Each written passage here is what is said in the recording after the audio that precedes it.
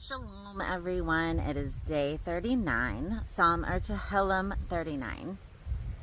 It is to the chief musician, even to Yeduthan. Yeduthan or Jeduthun was one of the three chief musicians that David put in charge at the time when he set up the temple and worship structure. So you'll see him in multiple psalms, him and Asaph. I forget the third one. Sorry. But it is a Mizmor of David. I said, I will take heed to my ways, that I sin not with my tongue. I will guard my mouth with a bridle, while the wicked is before me. I was dumb with silence. I held my peace, even from good. And my sorrow was stirred.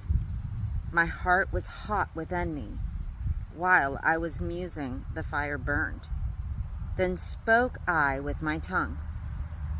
Yahuwah, make me to know my end, and the measure of my days, what it is that I may know how frail I am. Behold, you have made my days as a handbreadth, and my age is as nothing before you. Truly, every man at his best state is altogether vanity. Selah. Surely, every man walks in a vain show. Surely, they are disquieted in vain.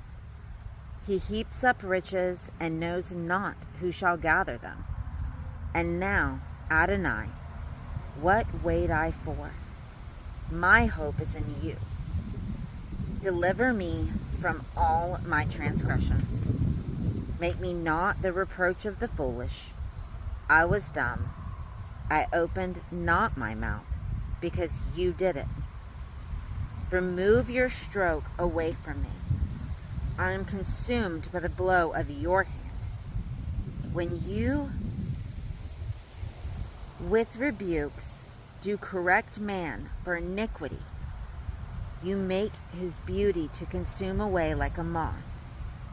Surely, every man is vanity. Selah. Hear my prayer, O Yahweh, and give ear to my cry. Hold not your peace at my tears, for I am a stranger with you and a sojourner, as all my fathers were. O spare me, that I may recover strength, before I go hence and be no more.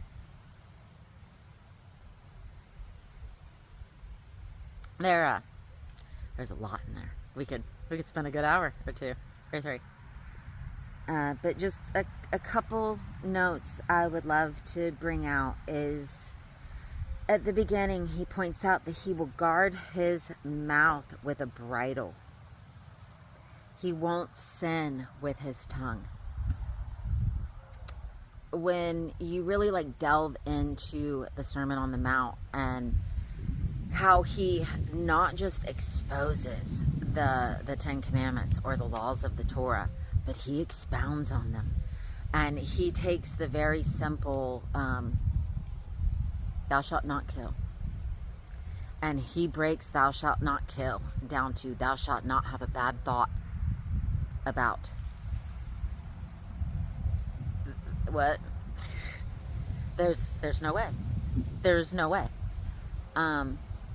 Taking every thought captive and doing your best, you can get closer, but I mean, that is a lot, to have no bad thoughts about anyone ever. And that's just one. That is just one.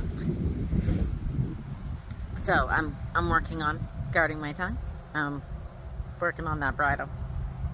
And thank you, David, for pointing that out to me, because it's not something that normally, it's not something that came to me before. But down here, towards the end, where he talks about, surely every man is vanity. And that really, there's a lot of truth there. But then he calls himself a stranger with you and a sojourner, as all my fathers were. It is crazy to me to think of David being a stranger and a sojourner as all his fathers were, because he is the number one chosen before Yahusha. You know, like, he was King David. He was the one heart that he put everything in place. Yerushalayim. He didn't get to build the temple, but he had most of the things together, even the plans. But it's true, when you look at his life, he was a stranger and he was a sojourner, as all his fathers were. And so are we. We are strangers and we are sojourners in this land, as all of our fathers were. And we will be, until he places us in the land that we don't have to move anymore. The land that was made for us, the promised land for all of us forever. And I'm really looking forward to that. Can you imagine being in the city of David with not just David, but with our Messiah, with our Mashiach? It's going to be amazing. Hope you have a very blessed day. We'll see you tomorrow. Shalom.